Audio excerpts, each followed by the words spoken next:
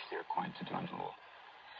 If you look at your analysis of the system then for why it's not working as it ought to, how big a role is the funding, both the system and indeed the amount of resourcing available?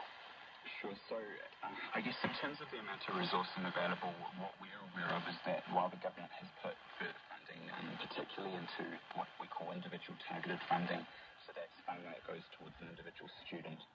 So they've increased several different funding services and they've brought new funding services in over the last little while. The amount of increases hasn't been enough to actually meet the demands that are there. Also, the government hasn't significantly increased what we call the discretional funding, or that's the bulk funding that's given to schools, which schools use to meet the needs of low and moderate needs students.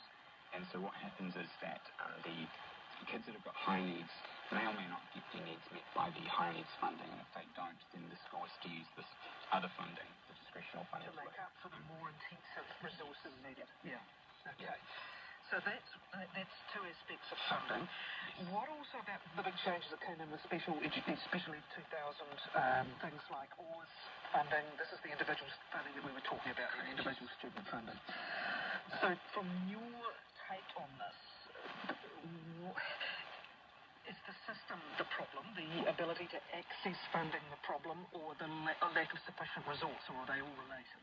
It's all related and it's reasonably complex. I'd say that the original mechanisms for special education in 2000, so the OARS funding, the targeted funding and the discretional, they weren't actually bad ideas. I would say that part of the problem was that there wasn't enough funding from the beginning, and then instead of reviewing how the different funding services fitted together and worked as a cohesive or something that kind of works